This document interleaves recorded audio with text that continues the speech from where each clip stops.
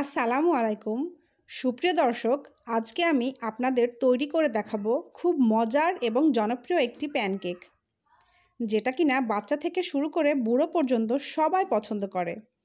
আর সেটা হচ্ছে ডোরেমনের ডোরা কেক। রেসিপিটি অবশ্যই শুরু থেকে শেষ পর্যন্ত দেখবেন, কেননা ছোট ছোট কিছু টিপস সহ রেসিপিটি আপনাদের সাথে শেয়ার করেছি, যাতে করে বাসায় খুব সহজেই এই রেসিপিটি আপনারা তৈরি করতে পারেন। আর এই কেকটা যে কতটা মজার, যারা খেয়েছেন তারা অবশ্যই জানেন, আর যারা এখনও খাননি তারা অবশ্যই বাসায় ট্রাই করে খেয়ে দেখবেন কতটা মজাদার এই কেক। কেকটা বানিয়ে নিয়ে আপনাদের ভেঙে দেখাচ্ছি কতটা সফট এবং স্পঞ্জি হয়েছে। দেখে নিশ্চয়ই আপনারা বুঝতে পারছেন। এই রেসিপিটি সম্পর্কে যদি আপনাদের কোনো প্রশ্ন থাকে তাহলে অবশ্যই নিচে কমেন্ট সেকশানে জানাতে ভুলবেন না। আমি সাধ্যমতো আপনাদের প্রশ্নের উত্তর দিতে চেষ্টা করব। আর এই রেসিপিটি যদি আপনাদের ভালো লেগে থাকে তাহলে অবশ্যই লাইক, কমেন্ট এবং শেয়ার করতে ভুলবেন না। আর সেই সঙ্গে আমার চ্যানেলটাকে সাবস্ক্রাইব করে আমার পাশে থাকবেন। তো চলে যাচ্ছি মূল রেসিপিতে। ডোরেমন কেক বানানোর জন্য প্রথমেই একটা ব্যাটার তৈরি করে নিতে হবে। আর সেজন্য একটি বোল নিয়ে নিচ্ছি, আর তাতে নিয়ে নিচ্ছি রুম টেম্পারেচারে থাকা দুটি বড় সাইজের ডিম। যদি ডিমগুলো ফ্রিজে থাকে সেক্ষেত্রে 30 মিনিট আগে ফ্রিজ থেকে বের করে রাখবেন।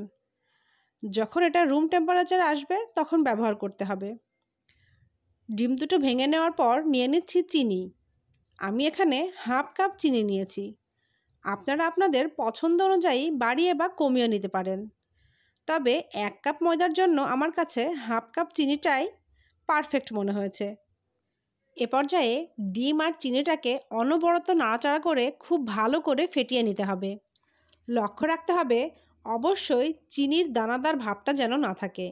ফেটাতে ফেটাতে ডিম চিনির মিশ্রণটার রং যখন পাল্টে যাবে তখন বুঝতে হবে মিশ্রণটা ফেটানো একদম পারফেক্ট। এ পর্যায়ে দিয়ে দিতে হবে 1/4 কাপ বা 1 কাপের 4 ভাগের 1 ভাগ রান্নার তেল বা সয়াবিন তেল। তেলটা দিয়ে আবারও খুব ভালোভাবে নাড়াচাড়া করে মিশিয়ে নিতে হবে, যাতে করে ডিম, চিনি আর তেল খুব ভালোভাবে মিশে যায়। সব কিছু খুব ভালোভাবে মিশে যাওয়ার পর আগে থেকে জাল করে রাখা রুম টেম্পারেচারে থাকা দুধ অল্প অল্প করে 2 থেকে 3 বারে দিয়ে মিশ্রণটার সাথে খুব ভালো করে মিশিয়ে নিতে হবে। আমি এখানে 1 কাপ পরিমাণ দুধ নিয়েছি। আপনারা আপনাদের প্রয়োজন মতো দুধটা কমিয়ে বাড়িয়ে নিতে পারেন। লক্ষ্য রাখতে হবে দুধটা কিন্তু খুব ঠান্ডা বা গরম হলে চলবে না, অবশ্যই রুম টেম্পারেচারে থাকতে হবে। মিশ্রণের সাথে দুধটা মিশিয়ে নিয়ে দিয়ে দিচ্ছি 1 চা চামচ ভ্যানিলা এসেন্স, যাতে করে খুব সুন্দর একটা ফ্লেভার আসে। তবে ভ্যানিলা এসেন্সের পরিবর্তে আপনারা চাইলে এলাচের গুঁড়াও দিতে পারেন। এক্ষেত্রে স্বাদের কোনো তারতম্য হবে না, শুধু ফ্লেভারের জন্য। এসেন্সটা দিয়ে আবারও মিশ্রণের সাথে মিশিয়ে নিতে হবে। এবারে শুকনো উপকরণ দেওয়ার পালা। এ পর্যায়ে একটা স্টেইনার বা ছাঁকনিতে নিয়ে তাতে দিয়ে দিচ্ছি 2 চা চামচ বেকিং পাউডার আর 1 কাপ পরিমাণ ময়দা। এবারে বেকিং পাউডার আর ময়দা স্টেইনারে খুব ভালো করে চেলে নিতে হবে, যাতে করে ময়দার ভেতরে কোনো লাম্পস না থাকে। আর এই ময়দাটা আমি 3 বারে দিয়েছি, যাতে করে মিশ্রণের সাথে খুব সহজে মিশে যায়, কোনো লাম্পস বা গুটি বেঁধে না থাকে। আপনারাও চেষ্টা করবেন শুকনো উপকরণটা 2 থেকে 3 বারে মিশিয়ে নিতে। তবে আমার এখানে ময়দাটা 1 কাপের একটু বেশি লেগেছে। আর ডোরেমনের এই ডোরা কেক বানাতে কি কি উপকরণ লেগেছে সেগুলো আমি নিচে ডেসক্রিপশন বক্সে দিয়ে দিব, আপনারা চাইলে সেখান থেকে দেখে নিতে পারেন। আপনারা যদি পরিমাণে বেশি বানাতে চান তবে এই একই মেজারমেন্টে শুধু ডাবল করে নেবেন। এ পর্যায়ে আমি মিশ্রণটার সাথে শুকনো উপকরণগুলো খুব ভালো করে নাড়াচাড়া করে মিশিয়ে নেব। এই মিশ্রণটা খুব বেশি ঘন আবার একেবারে পাতলাও হবে না। আর মিশ্রণটা খুব ভালো করে ফেটিয়ে নেওয়ার চেষ্টা করবেন, তাতে কেকটা পারফেক্ট হবে। এ পর্যায়ে আমার মিশ্রণটা কেক বানানোর জন্য একদম রেডি। তো চলে যাচ্ছি চুলায়।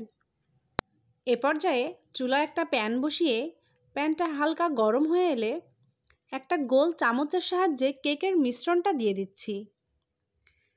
মিশ্রণটা দেওয়া হয়ে গেলে একটা ঢাকনার সাহায্যে প্যানটা ঢেকে দিচ্ছি।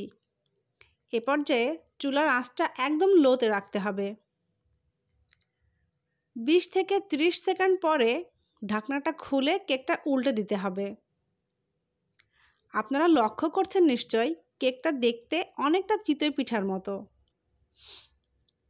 এই কেকটা উল্টে দিয়ে আবারও 10 থেকে 15 সেকেন্ডের মতো ঢেকে রেখে কেকটা তুলে নিতে হবে। মাশাআল্লাহ, দেখুন কেকটা কত সুন্দর হয়েছে, দেখেই মনটা ভরে যাচ্ছে। আর হ্যাঁ, খেয়াল রাখতে হবে কেকটা ভাজার সময় চুলার আঁচটা অবশ্যই লো ফ্লেমে রাখতে হবে, নতুবা কেকটা পুড়ে যাবে। আর যতবার কেকটা চুলায় দিবেন চেষ্টা করবেন অবশ্যই ততবারই মিশ্রণটা নাড়াচাড়া করে মিশিয়ে নিতে। একইভাবে আমি আরও একটা কেক ভেজে দেখাচ্ছি আপনাদেরকে। আচ্ছা, আর একটা জিনিস আপনারা অবশ্যই খেয়াল করেছেন, আমি কিন্তু প্যানে কোনো তেল ব্রাশ করিনি। এক্ষেত্রে আপনারা চাইলে করে নিতে পারেন। আমি আবারও প্যানে মিশ্রণটা দিয়ে দিচ্ছি আর ঢাকনা দিয়ে ঢেকে রান্না করছি প্রায় 30 সেকেন্ডের মতো। তারপর এক পাশ হয়ে গেলে, অর্থাৎ যখন দেখবেন পুরো মিশ্রণটা ছিদ্র ছিদ্র হয়ে গেছে, তখন বুঝবেন কেকটা এক পাশ থেকে হয়ে গিয়েছে। এ পর্যায়ে কেকটা উল্টে 15 সেকেন্ডের মতো আবারও ঢেকে রেখে তুলে নিলেই কেক রেডি। এবারে আমি এই কেকগুলোকে আরও লোভনীয় করার জন্য চকলেট দিয়ে সাজিয়ে দিব। এজন্য আমি প্রথমে নিয়ে নিচ্ছি বেশ কয়েকটা ট্রিট চকলেট। এখন আমি এই চকলেটগুলো ছোট ছোট করে ভেঙে একটা ছোট কাচের বাটিতে নিয়ে নিচ্ছি। এরপর অন্য একটা বড় পাত্রে পরিমাণ মতো পানি দিয়ে পানি গরম করে সেই পানির মধ্যে কাচের বোলটি বসিয়ে দিচ্ছি। আর চকলেটের মধ্যে দিয়ে দিচ্ছি পরিমাণ মতো দুধ। আমি এখানে গরুর দুধ ব্যবহার করেছি, আপনারা চাইলে বাটারও ব্যবহার করতে পারেন। এভাবে পানি গরম হওয়ার সাথে সাথে চকলেট আর দুধও গরম হয়ে যাবে, আর সেটা চামচের সাহায্যে নাড়াচাড়া করে গলিয়ে নিতে হবে। আর এভাবেই তৈরি হয়ে যাবে লিকুইড চকলেট। চকলেট ও দুধ দিয়ে তৈরি লিকুইড চকলেটের এই প্রসেসটাকে বলে ডাবল বয়েল প্রসেস। এবারে আমি একটা কেক নিয়ে তার উপরে, অর্থাৎ কেকের সাথে গলানো চকলেট মাখিয়ে আর একটা কেক দিয়ে ঢেকে দিচ্ছি। আর এভাবেই আমি সবগুলো কেক চকলেট দিয়ে সাজিয়ে নিচ্ছি। আমি এখানে চকলেট মাখিয়ে নিচ্ছি। আপনারা চাইলে চকলেটের পরিবর্তে নিউট্রেলা বা নসিলাও ব্যবহার করতে পারেন। এই কেকটা যে এত টেস্টি একটা খাবার, যেটা কিনা বাচ্চা থেকে বুড়ো পর্যন্ত সবাই পছন্দ করে। আর যদি হয় চকলেট কেক, তাহলে তো আর কথাই নেই। বাচ্চাদের সকালের নাস্তা বা স্কুলের টিফিন যাই বলেন না কেন নিমিষেই শেষ হয়ে যায়। তো আমার এই রেসিপিটা যদি আপনাদের ভালো লেগে থাকে তাহলে অবশ্যই বাসায় ট্রাই করবেন। আর কেমন হয়েছে সেটা আমাকে জানাতে কিন্তু ভুলবেন না।